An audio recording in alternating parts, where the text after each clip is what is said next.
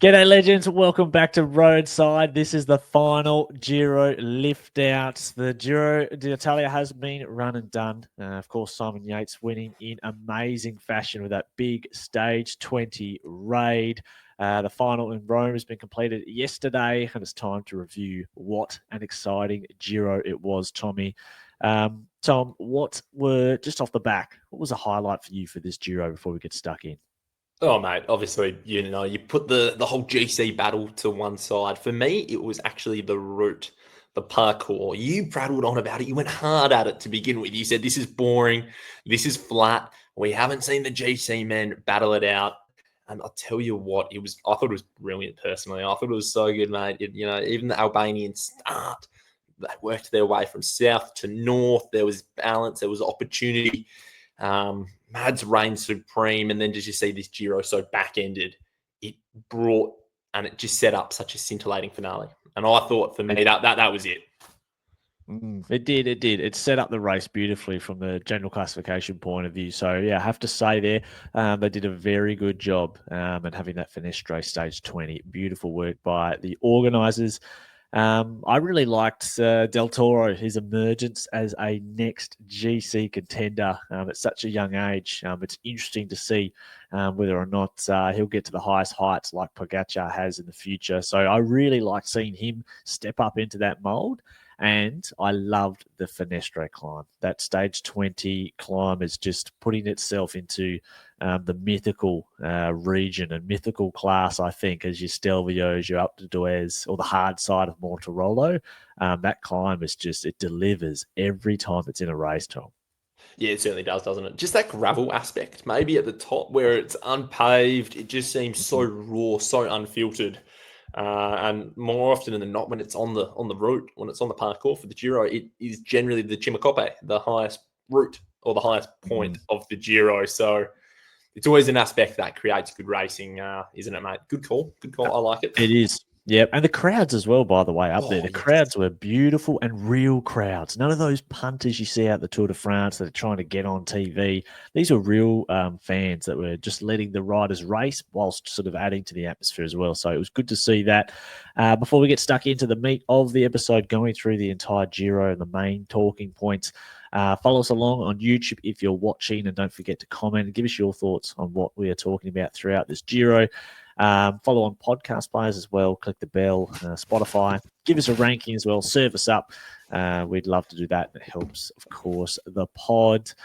Zwift as well. Big shout out to Zwift. We've got the June 13th Zwift party here in WA where there's $1,000 to give away. We've got Zwift for races. So if you're in Western Australia, definitely sign up for that at Pedal Mafia. And there's one coming up at Sydney in Rafa Sydney in a couple of weeks' time as well. But let's get into it. This is Roadside presented by Zwift. Well, mate, the last two stages, obviously not the final stage, but 19 and 20, they were touted to sort of be decisive for the GC men. But tell you what, the GC battle sort of simmered away in the background on stage 19, right up until the final few kilometres. And while it was sort of on the back burner, Nicolas Prudhomme from Decathlon AG Tour, he salvaged the Giro for the French outfit. He nabbed the stage win. He also finished, I think, roughly sort of in the top 15 overall. So that just shows you how much everyone's capitulated in the final couple of days. But that stage 19, we did see some time taken from Del Toro and Carapaz. And it set up a final thrilling last stage, didn't it? Because it just meant Yates had to try something. It just meant these guys, Yates, even Carapaz, they just had to try something and be really desperate. And that obviously took us to stage 20, didn't it? It did, and yeah, it's funny. Even though Yates was only 51 seconds back from Del Toro going into stage 20, we were really only talking about Carapaz. Really, it was Carapaz and Del Toro, and Yates was just kind of sleeping in the background the whole time. He never had a finish higher than sixth on a stage up until, of course, this finish on stage 20, and he really just kind of came out from the woodwork and stole the race, and he put on a clutch climbing performance on stage 20 and the, kind of overshadowed Chris Harper taking out the stage victory. It's kind of the remnants of of a great breakaway win from Thomas de Gent back in the day in the Giro many years ago, and Harper took home the win with a really good climbing performance for him, and what was actually his very first win, not only in Europe but on the World Tour level since he became a professional in the European circuit. So pretty good stage for Harper, but Simon Yates, what a clinic he put on, and Visma altogether. Yeah, it was special, wasn't it? It was just special, though. Obviously the whole stage, it was just isolated. You had the big break, get up the road. Bit of a mistake to not ride that breakaway back, in my opinion. We touch on that a little bit later being on. In there? Yeah, huge mistake. Yeah. To not at least bring the break back to maybe that 5-minute mark. You bring it back to 5 to 6 minutes, and then you're asking the question whether or not Wout will get over the top of the Finestre rather, ahead of Simon Yates. And then we're talking about a different sort of, then we're talking seconds, it could have come down to sort of 10 or 20 seconds right up to the finish line. Quickly on Harper as well, that was brilliant. And I tell you what, I know he is in contract year. He is in negotiation, that window for him. He's not one of the big GC guys, and he sort of came into this Giro looking for a stage. He came in looking ideally if he could get a top 10. So for the South Australian, it's pretty. Yeah, that'll help his situation a considerable amount, which I like to see. Yeah, very well timed that stage win. So good for Harper, and he is he does deliver when you get him on there in the third week, and perhaps stage wins are something he should be looking for in the future at Jayco. Now, the big talking point we've got to discuss is how that climb played out on the Finestre, the mythical You've done the numbers. climb. Oh, it was amazing. It all started on the base. EF broke it up and went full send. And what we got at the beginning was an isolated trio of Carapaz, Del Toro, and Simon Yates on the Finestre. And, we'll discuss the tactics in a minute that are a big talking point. But we have to say that Simon Yates, he did his best ever climbing performance on the Finestre with a 6.2 watts per kilo effort for the 59 minutes 23 that he climbed the mythical climb.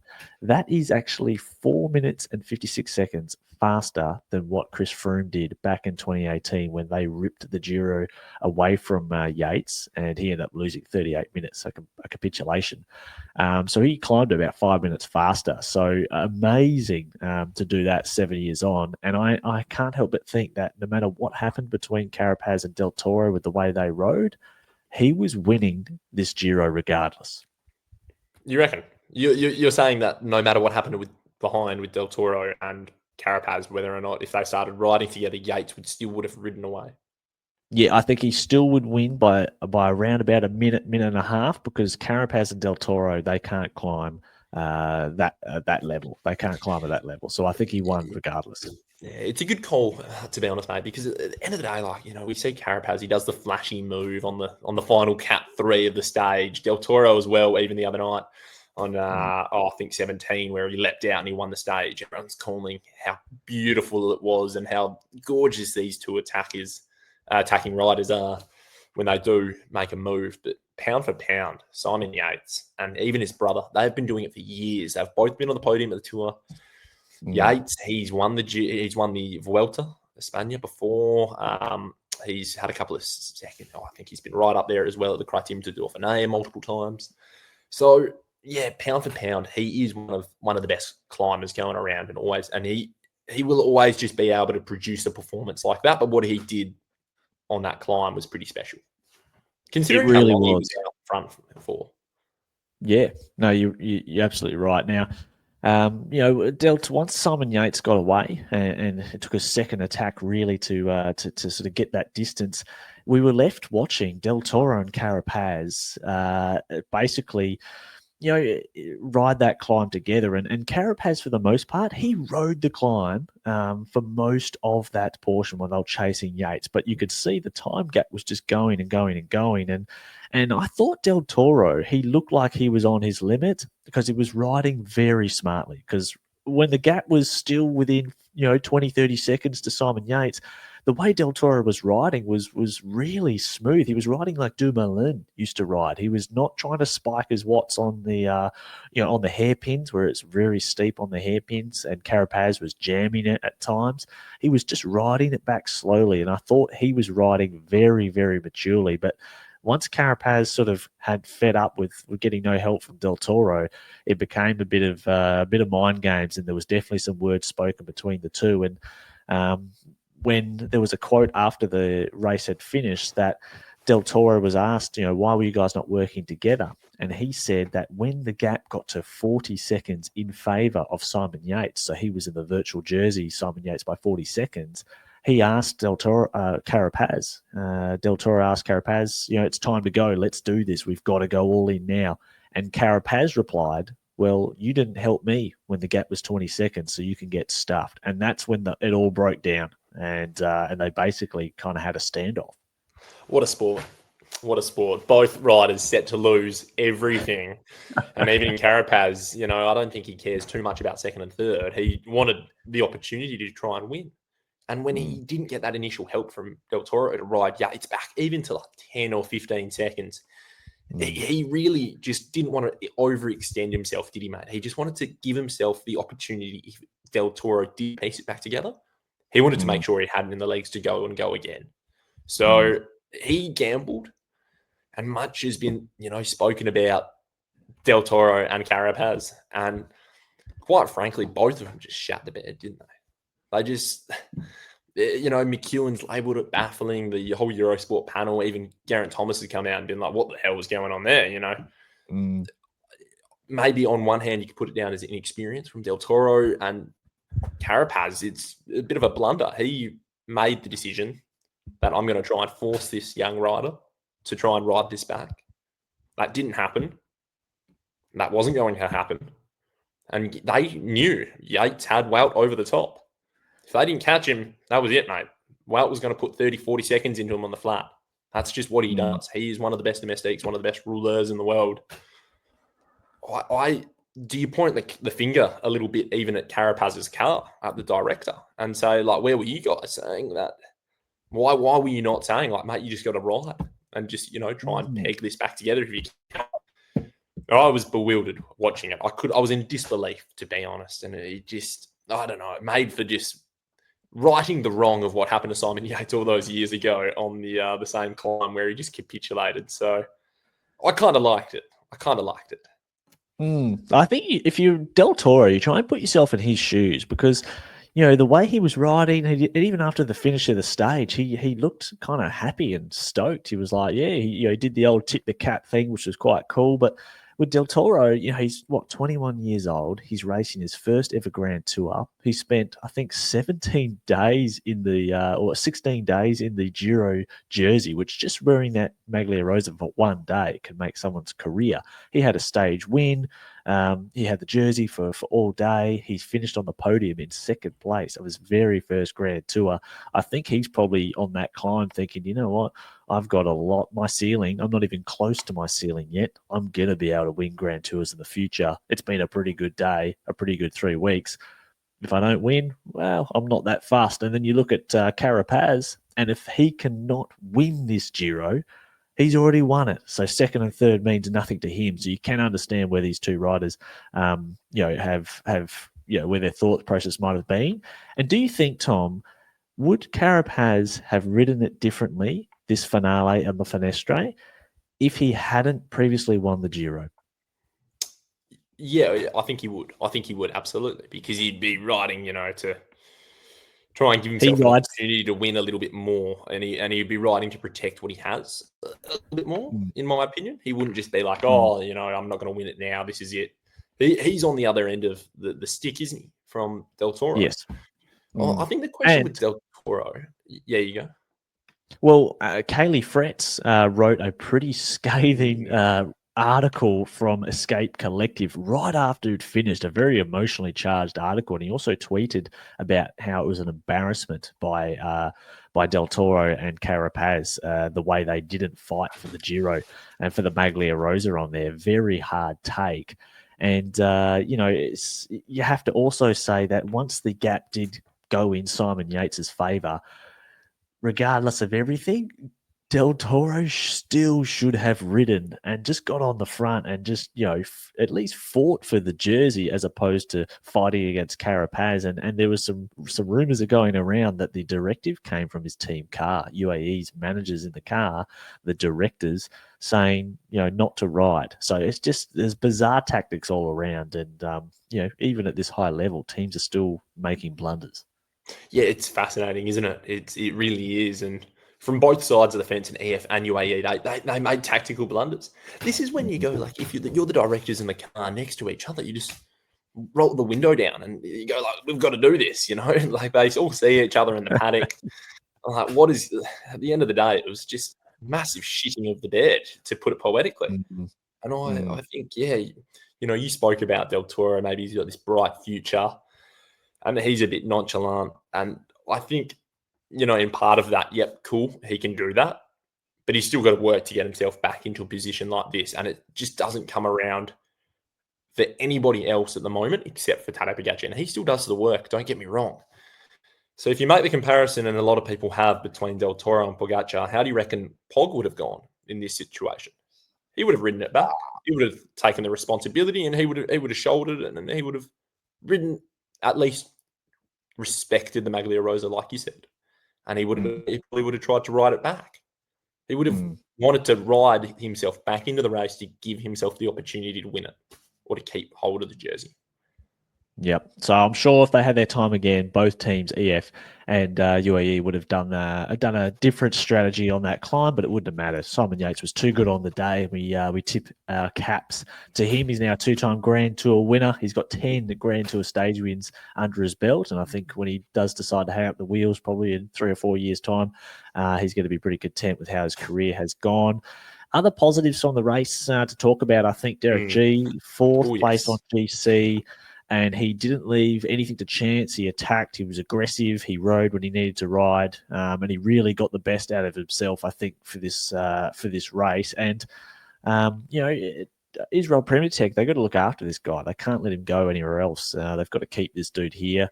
And I think the way Israel Premier Tech's team is set up, he's got a really good opportunity to be the team leader for Grand Tours for many years now. Yeah, they've come across him pretty well, haven't they, mate? I think they've struck gold. We saw what he did in 23 at the Giro. He was in these breakaways. He finished second like 4 times. He went to the Tour last year, and he was sort of the surprise pick, where I think he finished in the top 10, come to the Giro, aiming maybe for a podium or a top 10 again. And it was a coming of age for the 27-year-old Canadian. I think he's came in thinking, what can I do if I have the support? Sam Bewley, he's the director, or the lead director in the car there for Israel. And you could see the belief that the whole group had in the team's decision to put G as the leader. So I think that was really impressive. I think the team they put around him as well was one full of just good friends, guys, and, similar English speakers, of Clark, Nick Schultz, Corbin Strong, even Jakob Fuglsang as well, who's retiring. He's got the experience there. So they were well stocked with age and youth to sort of balance all opportunities there for him, Israel. And I was impressed with the way they rode this Giro. They just waited. They knew they were sort of up against it, and they just bided their time. And fourth is a bloody good result. To be so close as well to the podium, they'll take that, and they'll be very happy.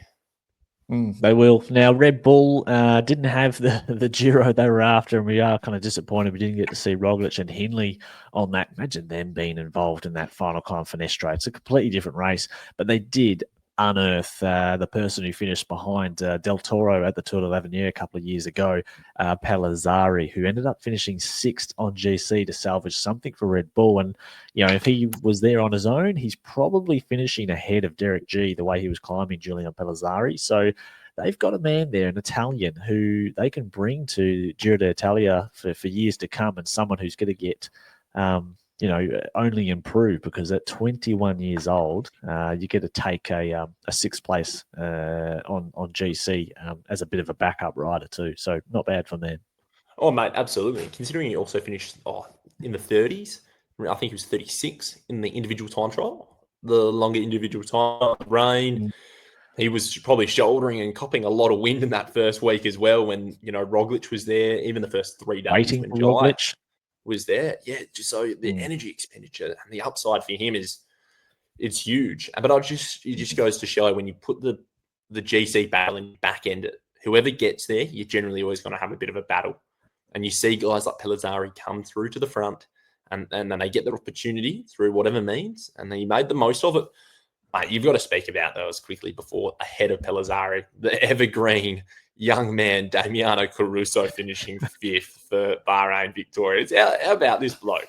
He came in, probably his co-leadership with Tiberi. Tiberi, he goes bang a couple stages ago and he loses 15 minutes. And Caruso, he just keeps chipping away all Giro.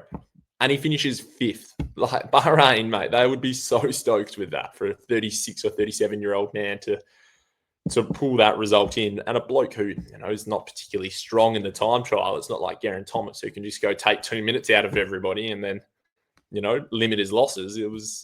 He's a wily old fox, isn't he, Caruso? He's earned himself a few Marlboro Reds, that's for sure. He can have a whole packet if you ask me. They're great. He's probably punching 10 darts right now with a little scotch. So it is good to see. 37 years old, and he'll roll the dice and do have a crack next year as well in 2026. Ineos were racing well throughout the Giro, Tom. They raced aggressively. They had great team tactics. They obviously won a stage with Tarling, and then he was obviously crashed out later. But they did race really well, and Bernal was aggressive. He just didn't have it, Bernal, and I felt like it's probably going to be a disappointing Giro for their expectations. They probably had podium on mind for Bernal. The 3rd place was probably on the cards for him, but he just didn't quite have it, did he? And they in the end, they kind of the steam went out of their sails in that 3rd week. Yeah, bang on the money, didn't it? But no, he's lost that edge to compete maybe for the win. But once again, he's still building off all these injuries and crashes, and I think he even said it himself. He's just happy to be in the mix again, so to speak. Disappointing from Tien Arnsman. He finished sort of in the 30s on GC, non-existent, so to speak. He came in being like, I want to have a crack, and he was good at Tour of Alps coming in. And he's done this a few times now, Arnsman, where he talks the talk and he hasn't really walked the walk, so to speak. So if you look at him and their ride at the Giro d'Italia, you take away Tarling's TT victory and you go, where are they on the grand scheme of things? And it makes me wonder, that yes, they raced aggressively. It was exciting. I liked it. They raced with panache late in that second week. But if they had a race like Israel Premier Tech, like Derek G, do you think they might have just moved up a few more spots with Bernal? If they focused on one GC rider a little bit more, I think they could have done a little bit better, maybe 1 or 2 spots better on the GC. But instead, they're sticking to this motto that they have all at the start of the year, that they're going to race aggressive and they're going to wear their heart on their sleeve. And I don't know. I think this is where they deserve to be. And, it's okay. They'll take it. But it's a shadow of their former self, isn't it? I think it is. I think they're putting themselves in the shop window to Remco Evenepoel, in my personal opinion. I think they're showing, look, we can race as a team very, very well. Obviously, we don't quite have the finishing touch in there.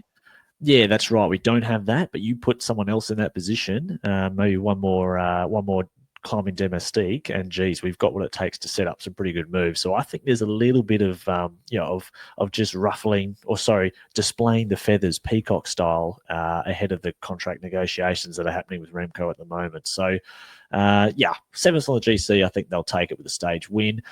Speaking of stage wins, Tommy, Lidl Trek had six stage wins with 3 different riders. They won the points jersey as well, the purple jersey. They had a fantastic Giro d'Italia, near perfect. If you sort of remove Ciccone close, obviously crashing out of the race. And it's hard to get better than that from a team's perspective. The utility of the team was just unbelievable, wasn't it? It was just so impressive. And I think that's just highlighted even the way that Mads rode when he wasn't riding for himself. There were days when, Pedersen, he wins stage 5 or whatever it was, and then he's on the front the next day shredding the bunch for Ciccone. Or he's riding position for Ciccone. And then Hule steps out of the shadow of everybody, and he wins the TT. He might have had a little bit of luck with the sort of the rain, but even earlier in the spring classics, Hule was riding very strongly. So he set himself up for that victory throughout the early season races. And I tell you what, Verona, the mindset of Verona to just change and shift and go from, he said it himself. He came into this race and he says, I'm not even thinking for myself. I'm riding for Ciccone. This is it. And then he, all of a sudden, overnight, he's got to change focus. And that's incredibly difficult. And he just did it. He just came in and an opportunity went by and he grabbed it with both hands. And the Spaniard, he's been around for quite a while. People forget that. He was with Jayco in their earlier years. He, Spain, the Spanish media were, pumping him up as the next GC man, and he sort of never rose to those expectations. But yeah, the stage win and across different parkour, brilliant, but they failed Ciccone. Verona is actually so famous in Spain. Like he is almost Nairo Quintana level famous in Spain. So he might seem like a small name rider or a bit of a minnow from maybe the more Western Anglophone world. But in Spain, he's an absolute megastar. He wouldn't be able to go to the shops. He's that famous. And I don't really know why. I just remember hearing about that a few years ago when he was at Jayco. But he's had a good season. XDS, Astana XDS, I think this is one of my favorite things about the Giro, and I think one of the most well-executed team plans we've seen in a long time from Astana. They ticked all the boxes they were looking for. Astana, they got the Mountains jersey with Lorenzo Fortunato, who's an absolute gun, and second place with Scaroni as well. They picked up a lot of UCI points in the meantime, and geez, they just had a very, very good tour. They did, didn't they? The stage, the climbers jersey, 1 and 2 on the climbers jersey as well, between Fortunato and Scaroni. I'm fascinated. I really am with the team. So at the start of the year, the team, just quickly, they said, we're riding for points. We're racing for points. We're going to send our riders like Gaty, Mama de Pasta, your man, Bettiol to races where they can get points. That's all they cared about. And it prompts the interesting question of, are they currently this year, they're in the top 3 best teams in the world? I don't know if that's an accurate reflection of their quality, but it's certainly how they've manipulated the system to get these points. And it looks like, if they continue on this way, that they're going to move out of relegation, which is amazing. But the question was asked to them, and it was like, are they going to come into the Giro and how are they going to race for points, or are they going to race for stages? Are they going to send guys who can win points or stages? What's it going to be? They've done both, haven't they, mate? They've won a stage, the jersey. They were on the podium in Rome. They were in almost every single breakaway you can think about it, but not just with throwaway riders like Cofidis or Intermarché. Mate, they were there with a clear, concise plan, and they executed it brilliantly. So I think, even the day where I think Fortunato sealed up the climbers jersey, they waited until they had a couple of riders and then they shot 3 riders across to the break, or they went the second group, and they just rode as a unit. So maybe bringing XDS on board, it's brought the cash reserves. I'm unsure about the back end situation with the team, but I know that they are just so well drilled at the moment, and that was a very impressive performance. It was. On the other side of the coin, a terrible performance, and the Giro organisers might have been rethinking this wildcard invite they gave out to Q36.5. Absolute shit show. Tom Pidcock. And I love Pidcock. Everybody knows on this pod I love Pidcock. I love the way he races, but don't ever ride for GC again.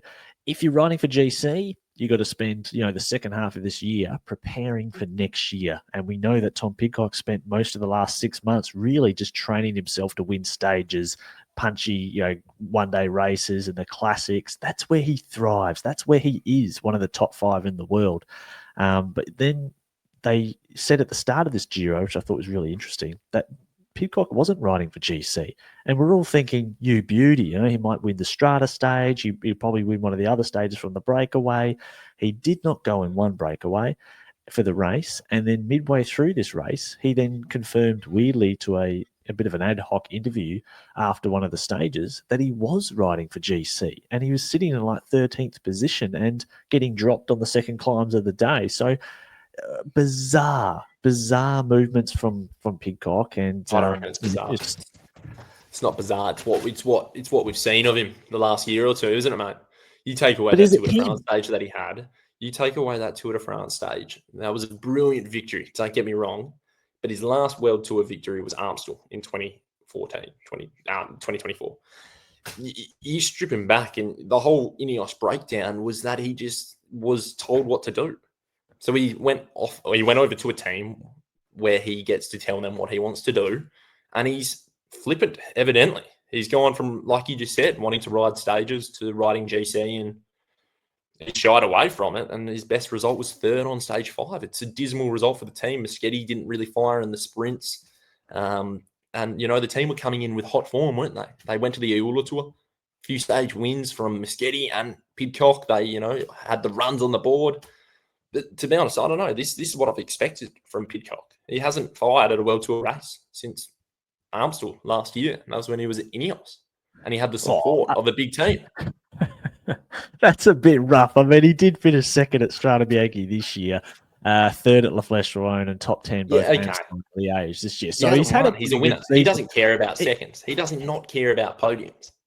You're right. He doesn't. And this is Pidcock's problem. You've just got to pick what you want to be, and that's what you're going to be. You can't do 70% classics one-day racing, stage hunting, and 30% GC. It doesn't work at the top of the level. He's got to pick one and just stick with it. And until he selects what he wants to be as a rider, he's always going to get those mediocre results at the very top level. He's just got to specialize. And, are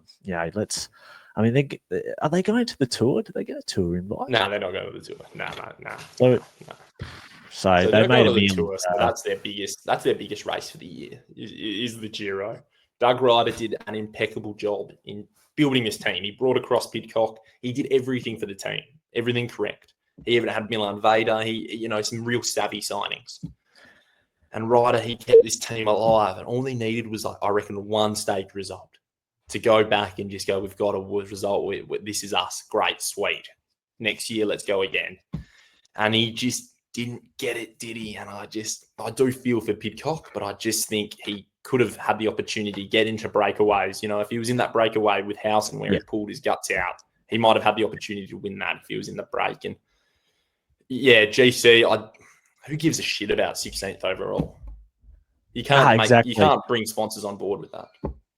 He actually could have won the stage 20. He could have won that stage. If he was in that break, he would have outclimbed Harper. Harper was getting dropped, way earlier than Pidcock was at the start of this tour. So, anyway, let's hope they learn from it. And let's just hope that Pidcock actually does pick something, because he did have 3 top 5s at the beginning of this race. He just never really got. He's picked something. He's picked his mountain bike. He just wants to go ride his mountain bike, mate, every 4 years. Well, when you win the Olympic gold medal twice, I think that allows you to do whatever you want. 2-time Olympic gold medalist. FE Sports, we love them. They, of course, are a sponsor of the podcast. One of the products they bring in to Australia and Oceania is the Open Run Shocks Pro 2.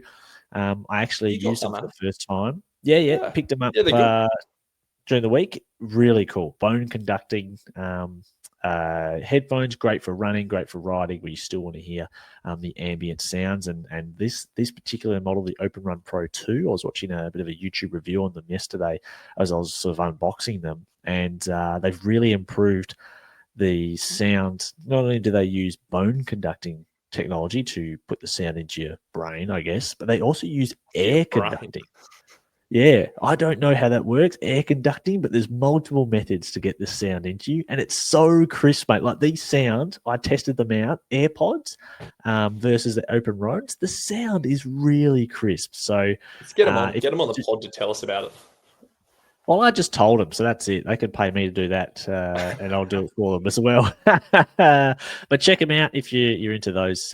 Big thanks to FE Sports for supporting us. We've got the Aussie Watch and our final thoughts of this Giro right after this. So, Tom, the Australians, how did they go at the tour? We've mentioned Harper had a fantastic tour. We mentioned Plapp, and you could probably say that with Harper and Luke Plapp two stage wins at a tour where a third of them were won by one team anyway, lead or trek. That's a success for Jayco, and I think they're going to be pretty happy with how they went.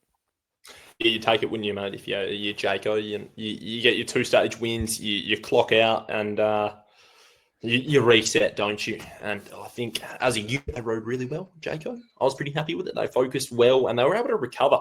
Harper, he was doing GC in the first week or so, you could see that, and then the focus shifted. And I like that out of the team. Dave McFarlane, he was the DS. They just went, right, nah, this is the pivot. Bang, let's go. Really liked that. Cool heads in there as well from Hepburn. You know, he's the old head, the old wise fox. He knew what was going on. He's ridden more Giros than we've had hot meals. So I liked it. On the GC front as well, Michael Sora, 10th. What do you make of his second top 10 at the Giro? Well, you know, it's all about what the team wants to. It's the first top 10, on GC for Tudor, and I imagine that perhaps it was a bit of a nudge towards Stora to really fight for GC. But, you know, it's just not the type of racing, like we were talking with Pidcock, it's not the type of racing that Stora excels at. You know, Stora is, for me, he gets the most success out of himself when he's going in the breakaways in those third weeks, and particularly that stage, was it 16, the rainy, pissy stage? That is Stora's stage. That is him. He needed to be in the breakaway on that stage, out climbing the rest of those, those pleb riders who can't quite ride for GC. For me, I'm a little bit disappointed we didn't get him to do any stage hunting, but he was too busy focusing on, trying to get that top 10 on GC. I don't actually think he'll be happy with that because he's finished higher on GC before. He was probably a little bit maybe underdone with his climbing performance, because from what we've seen in the past, you would think he would have finished ahead of a couple of names and maybe being closer to sixth or seventh for this particular edition. You reckon? You think he was underdone? I don't know about that. I thought he had a good result. 10th overall, you take it. I think if he could take time back on the gravel stages, the days he lost time through, even the time trial, he shedded like 3 minutes or so, 2.5 maybe. If you can remove or, dampen that time lost, then you're really going, wow, okay, he's pushing into sort of 8th, 7th, and that's, I think, is where he wanted to be. I think he wanted to be challenging for the top 5, but he'll take top 10, mate. You take a top 10 on the GC at a Grand Tour, it is still an impressive result. He fought very well to be where he is. So I think, yeah, like you said, Tudor, they'll take it as well, mate. They've got, I think they came here with an interesting team, still looking for stages like Kissinger, who's finished Lanterne Rouge right down the arse end last place. He was still up there trying to fight for a stage where XGS went 1-2 on. So they didn't just come solely for Stora, and they spread their eggs a little bit thin, I reckon. Okay. Lucas Hamilton looked like he sort of got back to the climbing ability that he should have showed, probably 4 or 5 years ago, Lucas Hamilton.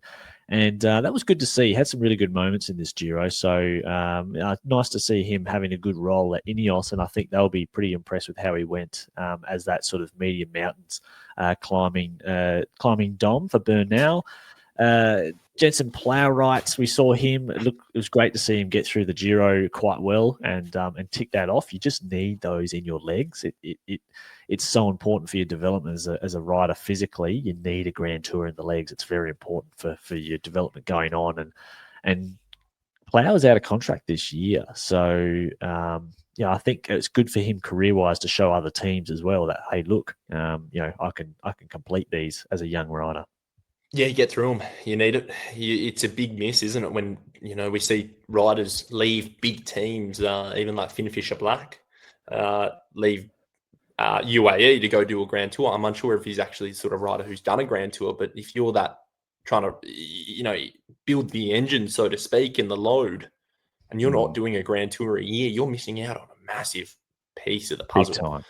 So, it's great to see him, the big plough right, finish this Grand Tour, get through it, and he was serviceable. Did a good job for Caden. So I hope he gets re-signed. I hope he gets a contract again, because I think there's a lot of growth. He's still a sprinter you can send to 2.1s and Pro Series races and get a result. He showed that at Shanghai in China last year, where he had 2 stage wins.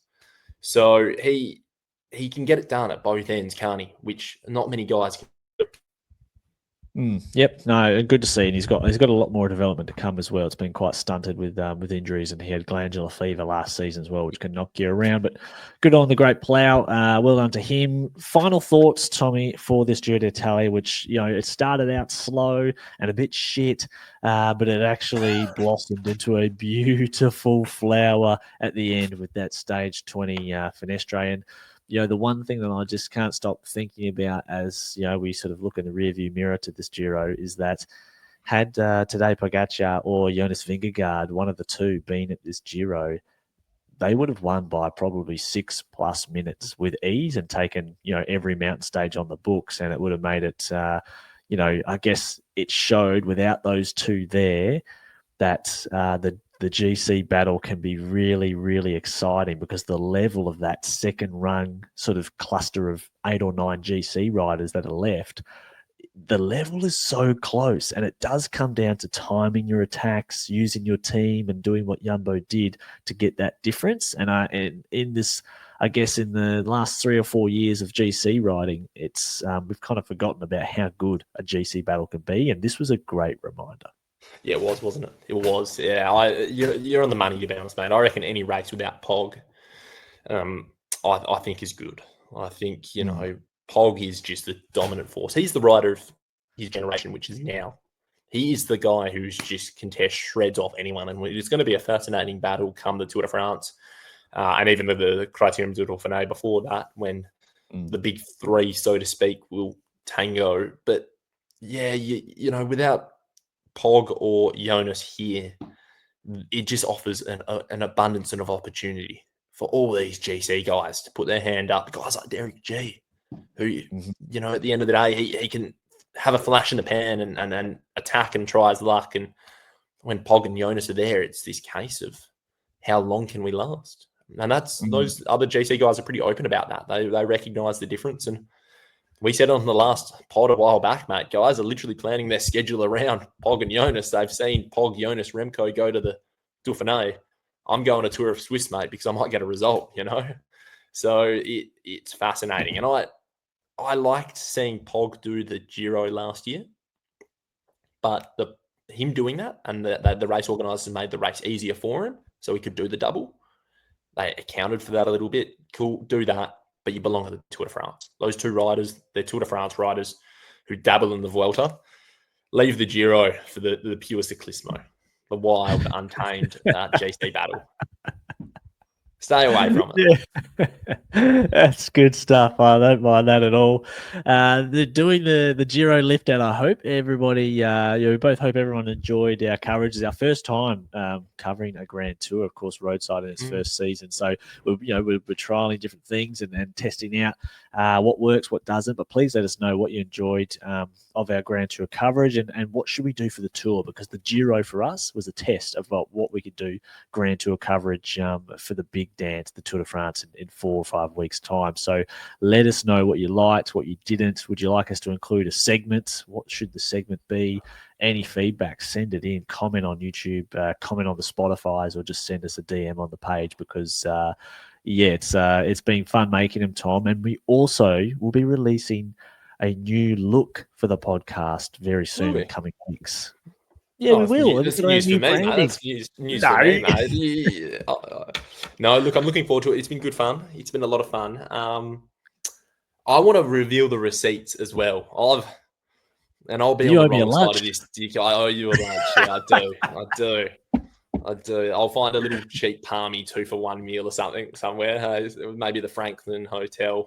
So I'll take you out for lunch someday, mate, if you're lucky. But yes, we'll bring the receipts out when we go back to our usual format of every second week banging out a Roadside app. So we might do it in person as well, mate.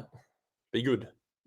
Yeah, it sounds good. It does sound good. I can collect my my bounty as well when we we see each other. But we'll go back to Roadside, the fortnightly news show before the tour. We're gonna have a tour preview, and then of course getting into the tour lift out, which will what it'd be called, something like that. So it's gonna be good, Tomic, and yeah, we'll see everyone on the next episode.